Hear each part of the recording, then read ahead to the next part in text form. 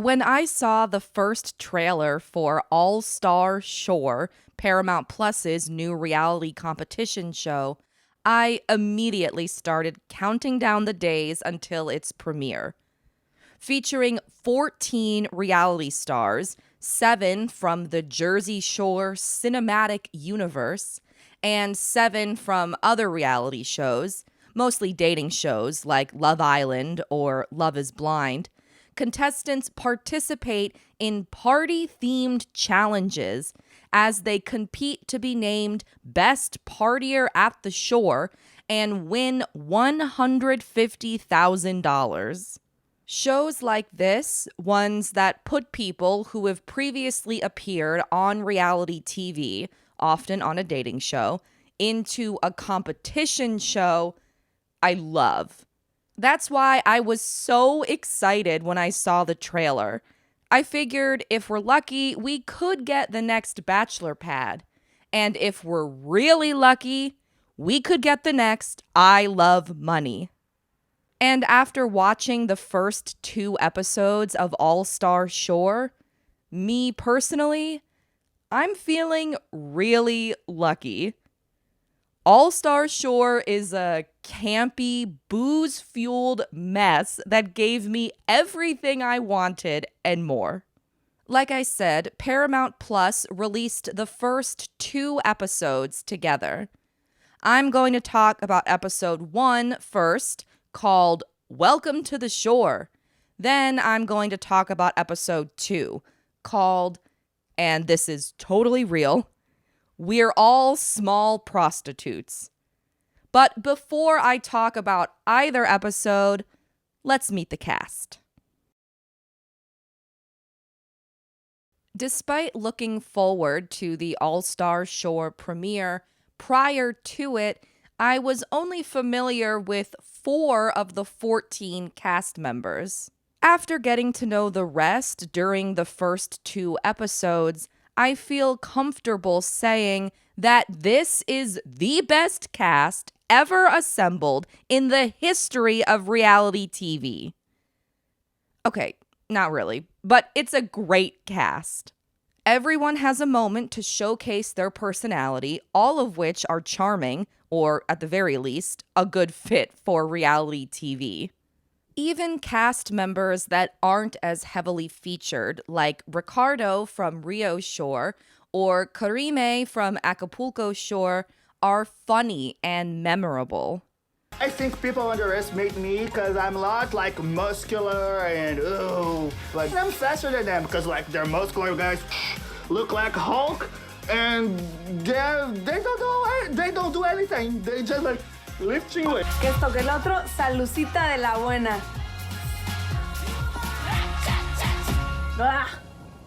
It's not Mexican tequila. There's also Potro from Acapulco Shore, who gets a lot of nicknames throughout the episodes, some intentional, like El Seductor, and others are a result of people calling him the wrong names, like Petro and Marco. Oh my god, you look very nice! Don't you remember me? I think I do. You were Marco. Potro. Next, there's James from Geordie Shore, who I admittedly do wish was Kyle from Geordie Shore and The Challenge, but James seems fine too. Then there are 2 more Geordie Shore cast members, and they're also best friends, Bethan and Chloe. They're like British Romy and Michelle. They're both funny in confessionals. They both don't seem to take themselves too seriously, and they party in matching day-glow mesh outfits. What's not to love? The last cast member from a Shore show is Angelina of Jersey Shore and Jersey Shore Family Vacation fame. She's a different caliber of reality TV personality and quickly falls into that queen bee overlord kind of role, like Aubrey O'Day took on when she appeared on X on the Beach. The rest of the cast is from shows outside the Shoreverse.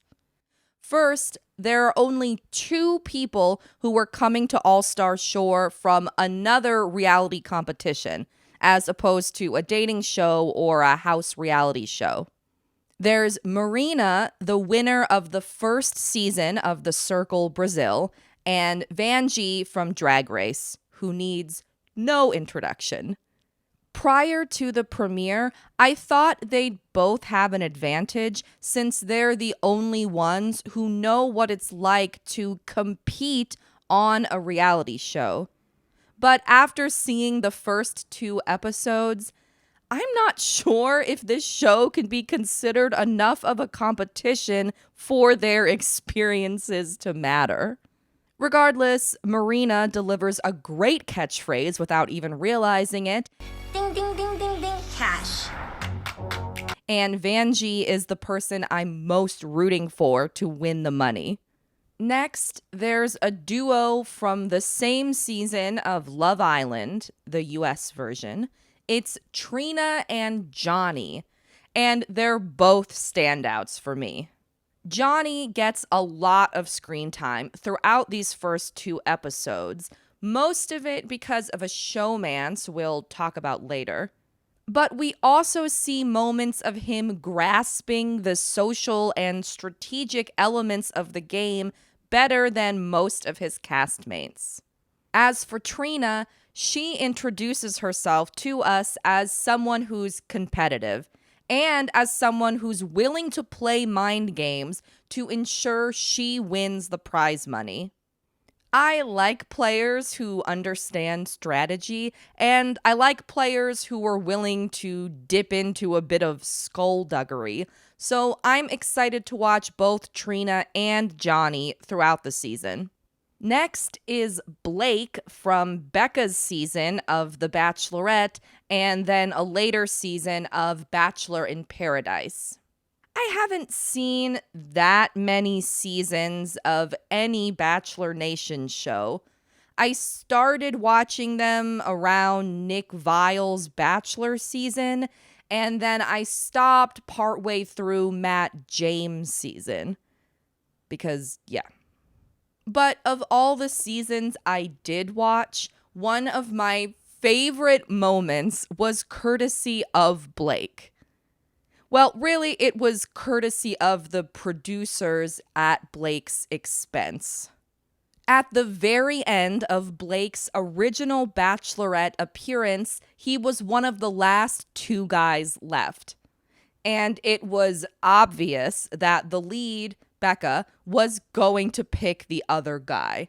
But she still had to have one last date with Blake because that's how the Bachelorette works. So, what does the pair do for their final date? Blake's last chance to prove he's the one for her. They take a silent hike together. No talking aloud. Anyway, like Johnny, Blake is another contestant who seems more aware of the strategic elements of the game. So I'm excited to see if he cooks up any schemes throughout the season. The only cast member from Love is Blind, Giannina, who seems to go by Gigi, has what I think is the most memorable introduction. On Love is Blind, I fell in love with someone without ever meeting them, and then I proposed without ever meeting them. And then I got told no at the altar and ran away from my own wedding. And the final 14th cast member, also probably the most famous cast member, is Joey Essex, UK reality star, brand, and walking cartoon. In his introduction, he fights a wasp, then delivers not a catchphrase, but a catch gesture. Oh, wasp. Watch this, like I can fight wasps. Watch this. See that? It's gone. You've already won my first task. What can I say? Joey Essex. Voila! There's also a 15th half cast member in DJ Pauly D, whose quippy voiceovers narrate the show. but I don't expect to ever actually see him on set in the Canary Islands where All Star Shore was filmed. At the top of the series premiere, most of the cast members have already arrived and are mingling. Angelina gets a special late entrance because she's more famous than the other contestants. Then after Angelina's entrance, Joey Essex gets an even more special, even later entrance. Because on a global scale, I'd guess that he's more famous than Angelina. We're met with the first of several format dumps. Here, we learn that the cast will need to compete in challenges in order to avoid being sent to exile. The cast also finds out about the $150,000 prize, except Ricardo, who misses that detail. How excited are you about the prize money? Oh, I didn't know it's a prize money. Right after hearing these opening basic rules of the game, the cast finds out that they're about to compete in their first challenge, and that this first challenge determines the pairs everyone will work in for seemingly the entire season. I don't really get why the cast is competing in pairs. I think it might be because it makes the show's format a lot easier to manage, but we'll talk about that in a minute. For this opening challenge, each player is provided a paddle, then chooses their own floaty. Players paddle into the ocean, around a buoy, and back to shore. It's basically checkpoint 1 from the most recent Challenge All-Stars episode, but in a beachier skin. Via his voiceover, Pauly D explains that despite what the cast is told, their partners were already determined prior to the challenge based on which floaty they chose, making the entire race around the buoy meaningless. So we get to laugh at the cast while they pop their floaties, get stuck underneath them, and earnestly compete to win. After the race, the cast learns that each floaty has a number printed on the bottom. The person with the same number floaty as you is your new partner. We meet each pair via a posed shot of them in matching swimwear, which raises some questions for me. Were the pairs really determined randomly? Or was everyone actually assigned a challenge floaty ahead of time? I'm curious, not because of, the game's integrity. I don't care about that.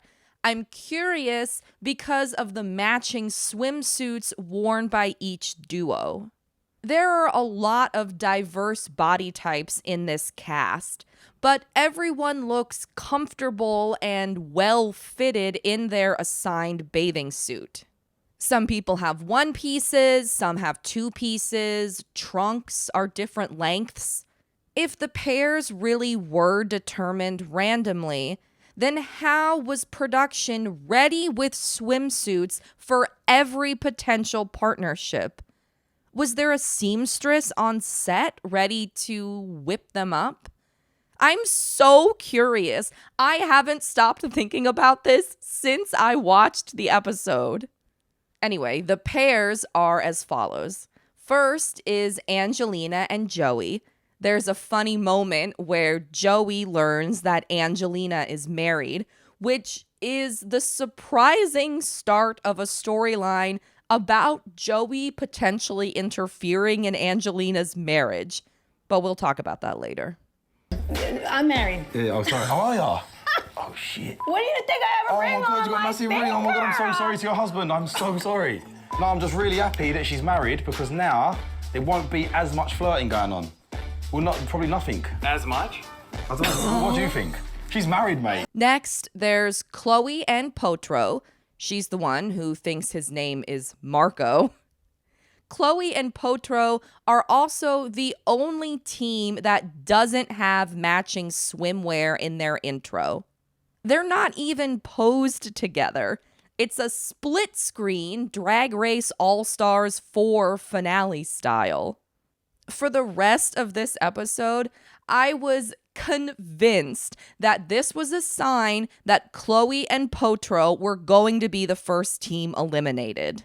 Because I thought it meant production didn't have time to make the matching bathing suits before they went home. But then Chloe and Potro have matching bathing suits later in the episode, and there are also no eliminations.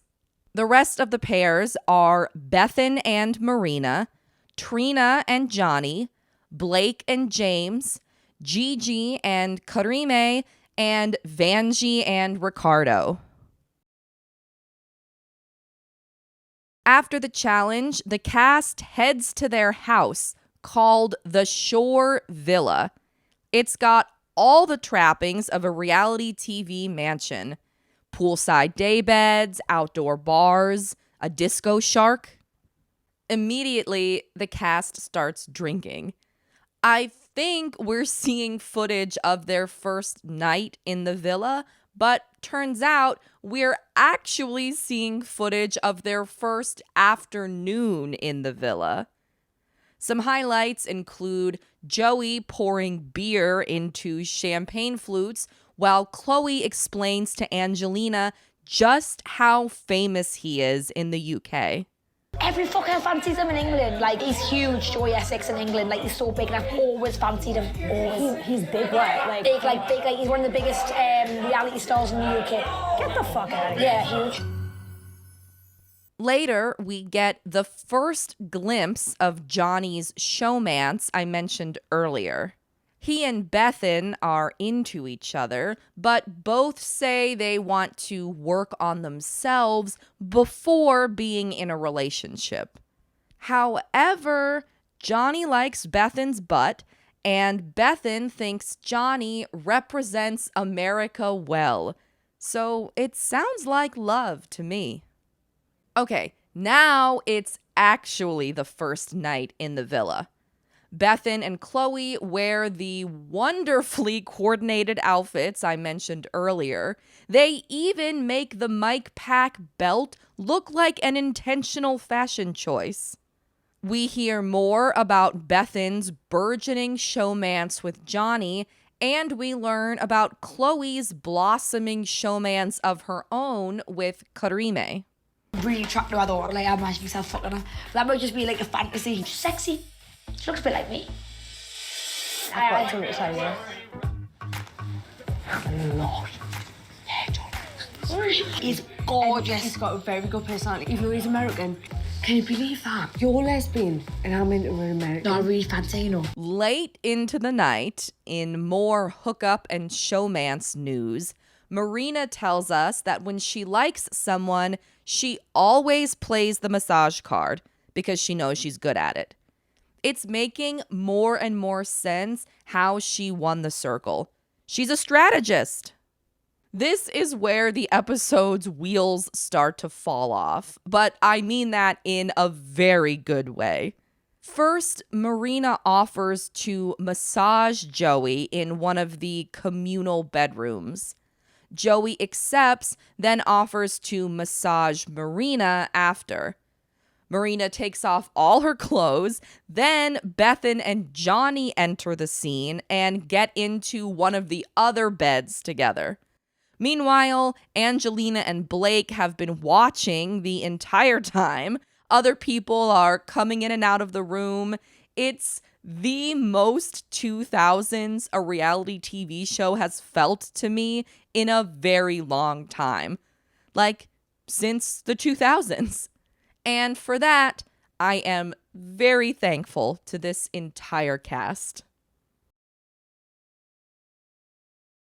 In the morning, the dual massages are the talk of the villa.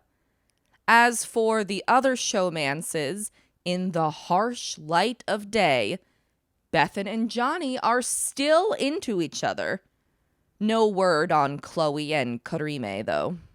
Suddenly, an alarm starts blaring in the villa. What follows is a huge format dump. Ready?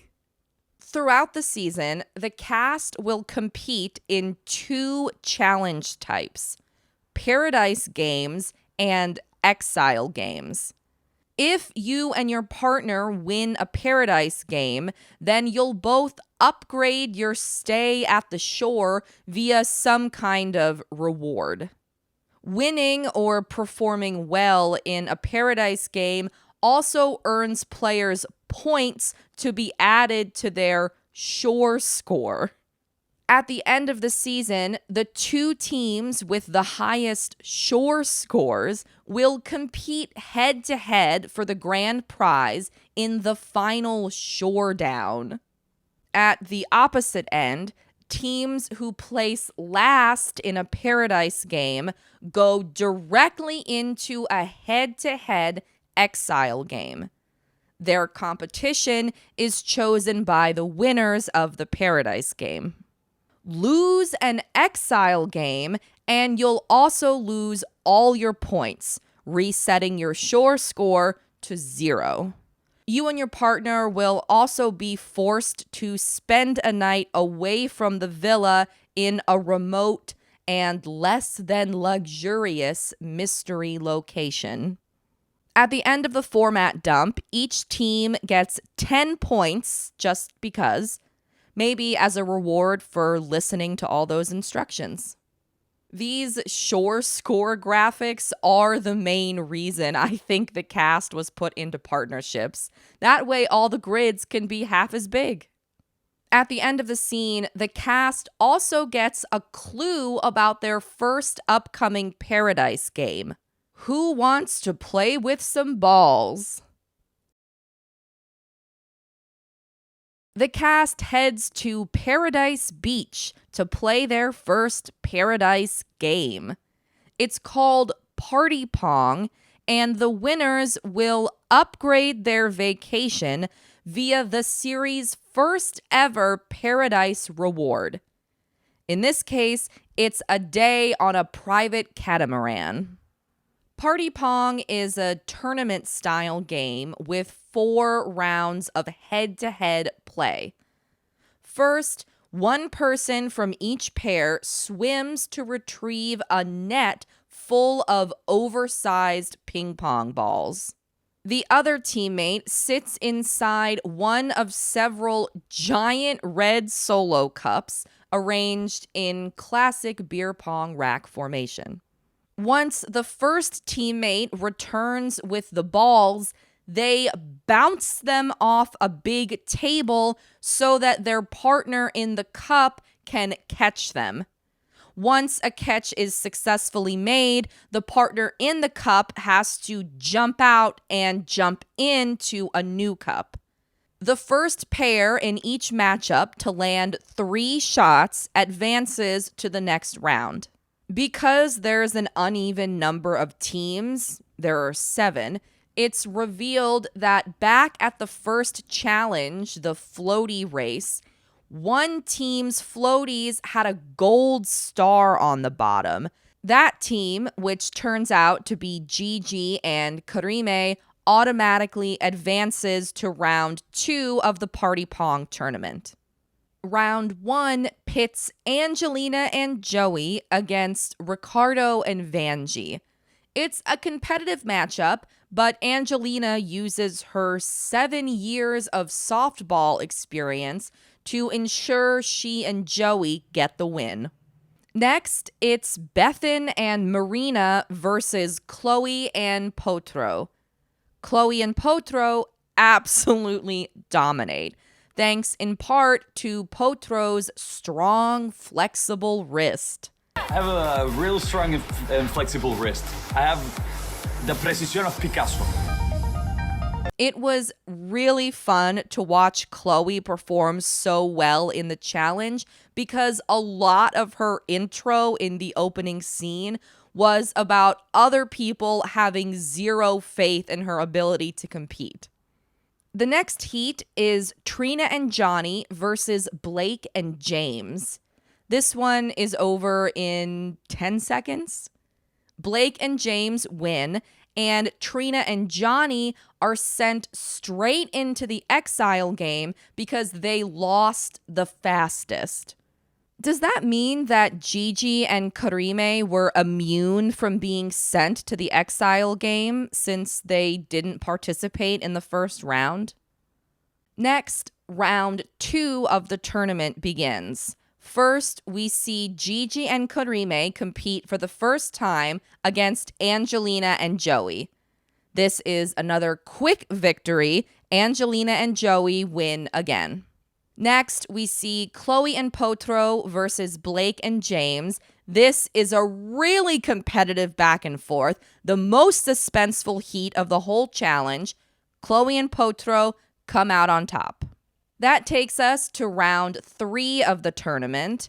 Gigi and Karime play Blake and James to determine who will come in third place.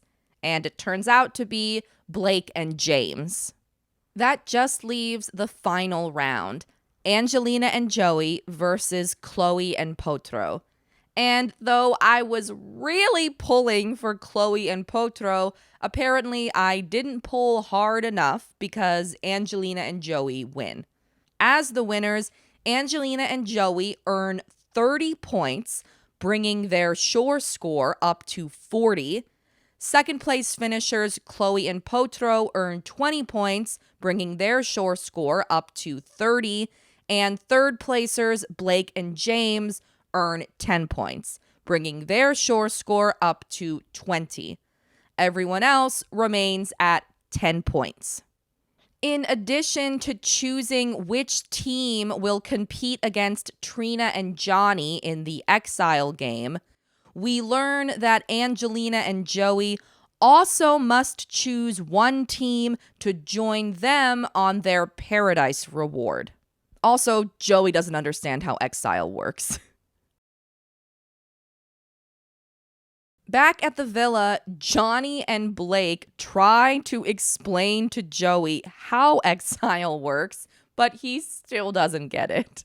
I'm going in exile. You're throwing someone. Why are you going exile? They picked it. They've got to play. I'm going regardless. Exile's a game. It's 2 So teams if I going. pick you, then what? No, they're I'm already already picked. picked. You're picked. So they're already in there. You pick one team to play against them, and the loser of that goes into exile. Later, Johnny pitches sort of an alliance light to Angelina and Joey.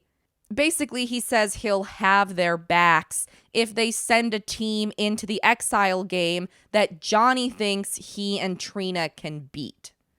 Angelina seems caught off guard by the gameplay and the strategizing. Later, it's party time. Again. Johnny and Bethan canoodle, but drama that's somehow both way overly complicated and also about nothing quickly creeps its way into their showmance. Angelina says that Trina said that Johnny said that Bethan is not his type. And we do see footage of Trina telling that to Angelina. Then homegirl from the UK, she talks like 90 miles per hour. She's so in love with Johnny, it's so funny. Really? Like low key. You think he likes her too? Absolutely not. I just talked to him. He's like, nah, that's not my type. Oh, God. Eventually, Bethan finds out and immediately asks Johnny if it's true, which I loved. Go straight to the source. Of course, Johnny denies having ever said that, then asks Angelina for the source of the rumor. Angelina points to a couch where Trina and Joey are sitting together. And because Trina and Johnny have a real-life friendship dating back to their shared appearance on Love Island US, Johnny assumes that Angelina must be pointing at Joey, because surely his real-life friend Trina would never start a rumor about him. After the couch pointing leads to no answers, Bethan starts asking all the other cast members one by one, was it you? Was it you? Was it you? I tell you what. Was it you? No. Right. None of the guys. No. Was it you? Stop. Excuse me. Was it you? Was it you? Was it you? Was it you? No. Right. Don't fucking start with me. Personally, I love it when people on reality TV shows ask the same question over and over again. I think it's iconic. And of course, hearing Bethan say, was it you, I immediately thought of Candy Muse saying, am I arrogant to you? Which was the best moment of Drag Race season 13. Anyway, the episode cliffhangs amidst Bethan's abrasive interrogation style. Good thing episode 2 picks up right where it leaves off. Like I said, episode 2 picks up right where we left off with a surprisingly quick and uneventful resolution to the Beth and Johnny rumor drama. Eventually, Trina just admits that Johnny never said Bethan wasn't his type. Just that he wasn't looking for a serious relationship. Or, as Trina puts it, he's here for a good time, not a long time. We then see footage of Johnny and Trina's conversation to confirm that now she is telling the truth. Literally not his type. Right now, I'm not looking for anything particularly like too fucking real. He's here for a good time, but not a long time. Once all is said and done, the cast just kind of moves on from this one. Bethan is unbothered because she doesn't want to be in a serious relationship either, and no one seems annoyed at Trina for exaggerating Johnny's words. Everyone just chalks it up to wanting to protect Bethan and, no surprise for this show, drinking too much. Elsewhere, despite his expressed desire to win money and redeem his image after a frantic, villainous edit on Bachelor in Paradise, Blake forgets about all that in pursuit of a showmance with Gigi. The next morning, Angelina, with a very fun Simpsons makeup bag in tow, debates with Joey about who they should invite on their Paradise reward, as well as who they should send into the Exile Game against Trina and Johnny.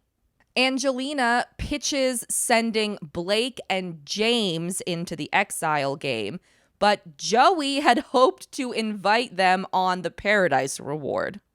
Joey's idea is to send Chloe and Potro into the Exile Game, since he clearly views Potro as a competitive threat. But Chloe is a real-life friend of Joey's, so he's torn. The game talk continues even after Angelina and Joey join up with the rest of the cast. Everyone playfully kisses Angelina's ass. Vanjie even offers her a pair of Prada pants so as to avoid being voted into the Exile Game. Now, I'm just gonna put this out there, Angelina. I got a pair of nice white Prada pants that I will give them away. People start kissing your ass a little bit. Only Gigi doesn't suck up.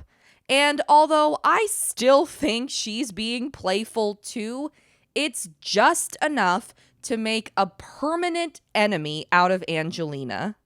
Now you're just mind fucking because you know who you're gonna pick. Wait, what? Kissing ass isn't really like my style. In Gigi's defense, though, laser focusing, like in a mean way, on the first woman in a cast to not totally deify her is textbook Angelina. She did it in all her appearances on Double Shot at Love.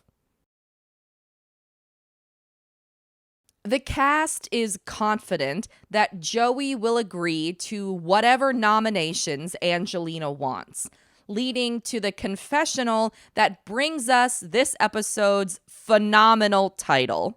Angelina for me is like the madrota, is would say in Spanish. The boss of all the hookers, you know, like how do you say it? I don't know how to say it. And every one of us are like small prostitutes, and she's like the boss.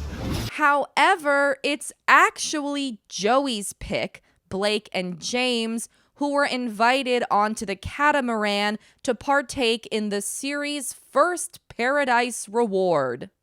On the boat, Angelina puts sunscreen on Joey, then Blake asks if she's happily married, and Angelina responds like this. I am married to a guy that I've known for 15 years. He is my best friend. Sometimes I feel like he's not on my team. I feel like the loyalty between me and you, and I like that. Like, I need that. You know, you need a British boy. What is it? Yeah, you need a British boy. You need a boy from Essex. Later, the two teams almost strategize via a brief discussion about who Angelina and Joey should send into the Exile Game. It seems like it's between Chloe and Potro and Gigi and Karime. Blake does a good job here of knowing his audience. Realizing that there's tension between Angelina and Gigi, while strategizing with Angelina, Blake downplays his crush on Gigi. After the Paradise Reward, the teams return to the villa, and Angelina and Joey prepare to announce which team they're sending into the Exile Game against Trina and Johnny. Chloe tells Joey she'll never forgive him if he nominates her and Potro. Then immediately after, Angelina and Joey nominate Chloe and Potro. Their reasoning is that since Trina and Johnny are a male-female duo, they chose the only other eligible male-female duo, Chloe and Potro, to compete against them. After the announcement, a little bit of chaos ensues. Chloe storms out of the room. Angelina tells Gigi and Karime that she wanted to send them into the Exile Game because Johnny asked for an easy-to-beat team. Then Chloe returns with her luggage and says she's quitting the show. What are you doing? I've never, ever made Chloe this mad. I feel like she's never gonna talk to me again. She's fucking leaving? For real? No, Chloe. She will come back. I'm fucking joking. Oh my God! I was joking. It was all a joke. I don't think I've ever seen someone pull that stunt on a reality TV show before, and it made me like Chloe even more. Later, Blake tells Joey that sending Chloe and Potro into the Exile Game was smart strategy because they have the second most points and are now at risk to lose them all. To Joey, this is apparently new information. Chloe and Porto. They're in second place. They're the closest to you, point-wise. Oh my God, that's fucking true. We're the closest to winning the money at the minute, That's yeah? true. And they're the closest to us, to catching up to us. So now if we get fucked them off. If they suck tomorrow because they're in exile, they don't get first, they don't get any points, then you jump ahead even further. That was so smart, if you think about it. We were smart. Normally, I'd think that was an act, a way to disarm your competitors from viewing you as a strategic threat. But considering last episode, Joey didn't understand, like, any of the rules, I believe him. It's at this point in the episode that a storyline I haven't mentioned yet, partly because it feels a little manufactured, and partly because it doesn't interest me that much, reaches its climax. Apparently, a love triangle is afoot between Gigi, Blake, and James.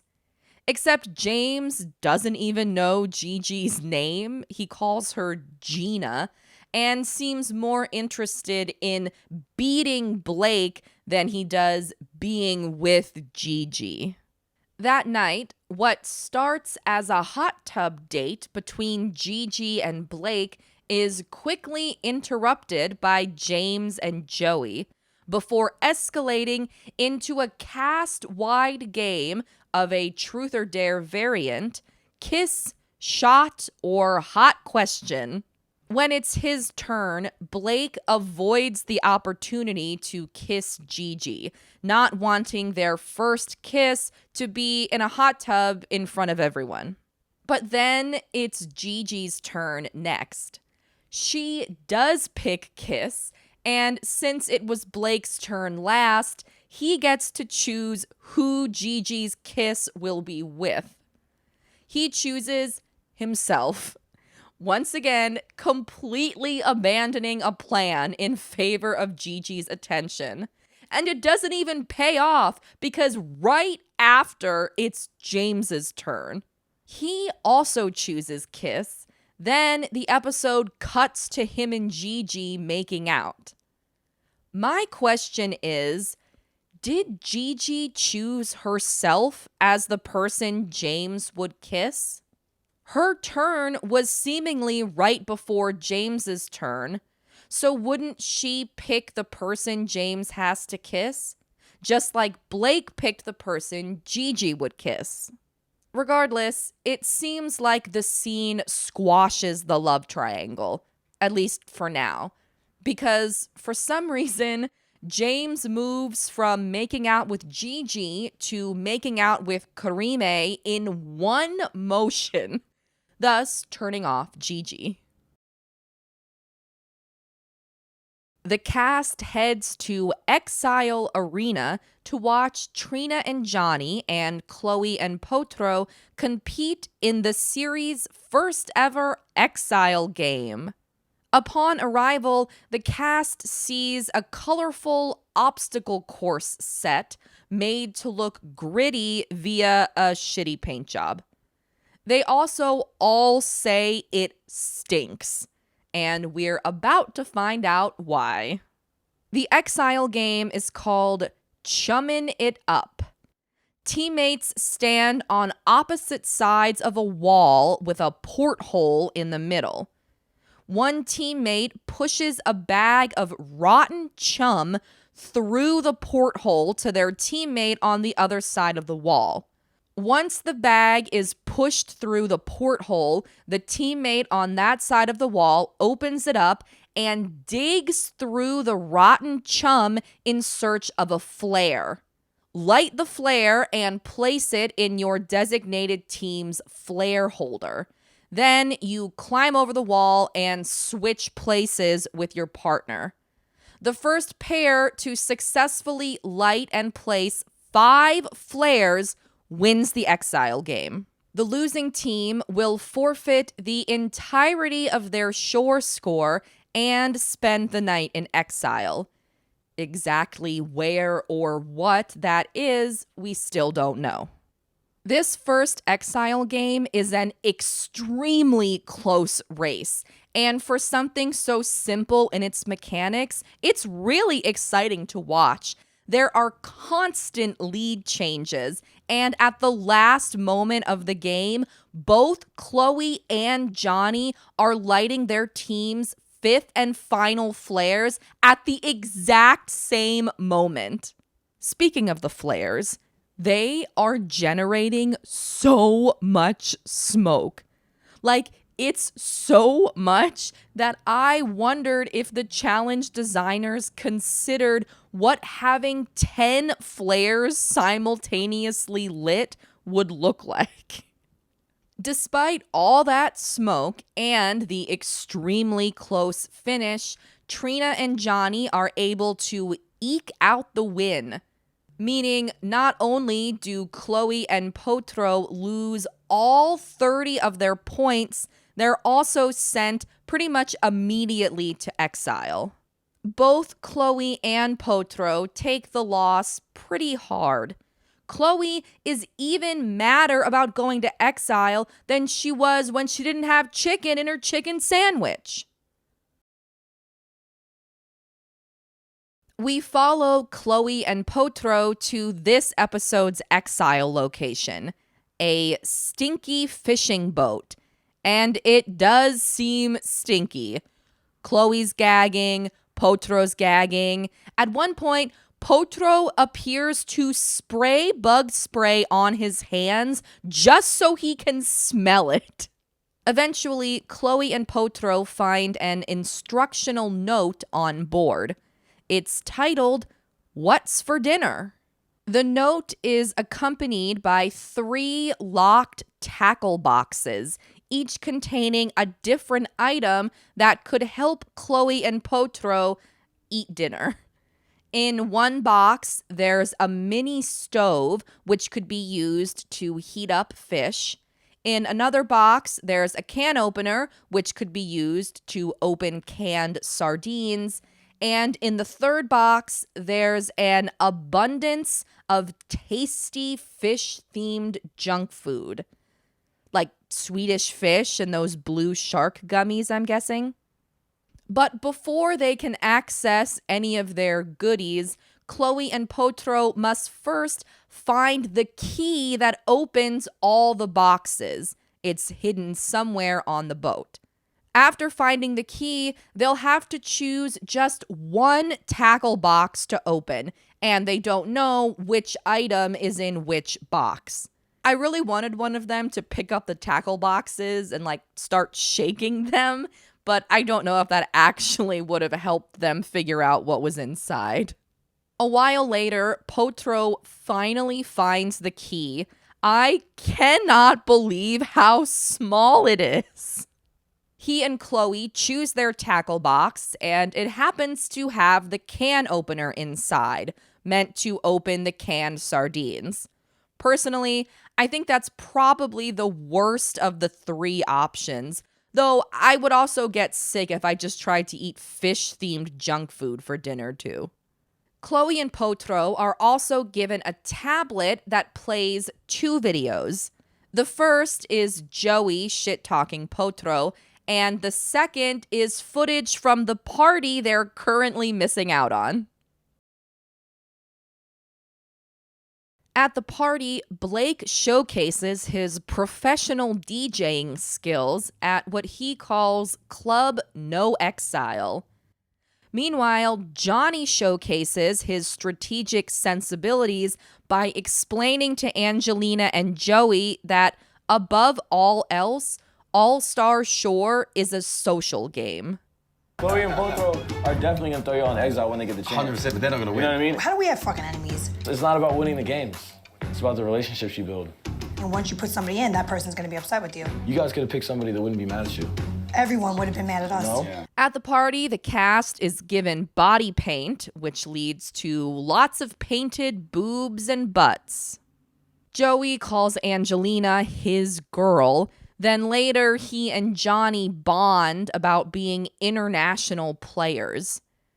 Joey tells Johnny that he thinks he could break up Angelina's marriage, which is a significant departure from his reaction to finding out she was married. Based on these first 2 episodes, it seems like Angelina's marriage and her relationship with Joey could be major storylines throughout the season. It's got the potential to be good drama, and Joey saying he could break up the marriage is a jaw-dropping moment. But knowing that Angelina and her husband are currently divorcing makes the whole storyline sort of sad. Or maybe happy if it's a mutual divorcing. Let's hope. Late into the night, couples couple up. We got Bethan and Johnny. We got Gigi and Blake. We got a new potential showmance, Karime and James. And we got the massagers, Marina and Joey. We know that Marina's been into Joey since the series premiere. At first, it seemed like the feeling was maybe mutual, but at this point, I think it's pretty clear that Joey is leading Marina on, Based on his comments after the massage scene in episode 1, I've just sat on a girl's ass, massaged her hard, and I don't even know her name. What's her name? I don't know. I don't know what her name is. as well as this scene where he invites Marina to sit on his lap. After her lap time, Marina dishes to Johnny. According to her, Joey confessed that he was into her, but Johnny knows that Joey isn't being honest. In this moment, Johnny seems to have some sort of player's epiphany. So what's going on? What's going on? Joey, what about? Yeah, he's a clown. Joey is not the stand-up womanizer Johnny thought he was. While Johnny values honesty, even if it can sometimes hurt feelings, Joey is a lying clown. And for not respecting the player's code, I think he lost a little bit of Johnny's respect. Immediately, Johnny confronts Joey. It's the second time in 2 episodes that someone heard gossip and instantly sought out the person involved. Another thing I love about this cast. Johnny urges Joey to be honest with Marina, and the episode ends, once again, in a relationship-based cliffhanger as Joey prepares to tell Marina the truth. But he'll probably just feed her a bunch of bullshit and hope Johnny forgets to follow up. A double premiere means 2 trailers to talk about, one for the full season and one for the immediate events coming up in the next episode. In the full season trailer, we learned that apparently someone leaves the show partway through and has to be replaced. Hopefully it's not an injury like what happens on the challenge. We also see Blake ask Gigi to be his girlfriend in Spanish. Gigi looks kind of grossed out and confused, but I think it's probably a composite edit. Like, Gigi looks grossed out and confused about something totally unrelated to Blake asking her to be his girlfriend. We also see some upcoming arguments, Angelina versus Chloe, more of the Bethan and Johnny saga, and something about Potro having sex with someone. As for the immediate events coming up in the next new episode, during the Paradise Game, someone cheats and is disqualified. In response, we see Vanjie tell the camera, "If you're so good, why are you cheating?" So at least we know it's not Vanjie.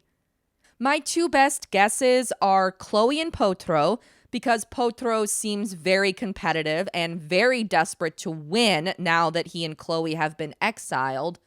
Or maybe it's Angelina and Joey, just because they're both pretty vocally arrogant. Another moment we see from the upcoming Paradise Game is Chloe saying that she's broken her leg. Then we cut to an ambulance driving off into the distance. I'm really hoping that this turns out to be nothing, because if Chloe has to go home, I'll be really sad. We also see what could be a couple more fights. Maybe one between Trina and Johnny, maybe one between Johnny and Bethan. Thanks for watching. Come back next Tuesday for another All-Star Shore recap and a new Challenge All-Stars recap until the season ends in a week or 2. And in the meantime, if you're so inclined, please like and subscribe. Thanks again. Bye. Really? Oh, I can't help you. I'm so buzzing that Johnny's won because now I can net on all night. How I'm gonna celebrate? What would be second base but not like third base? One finger.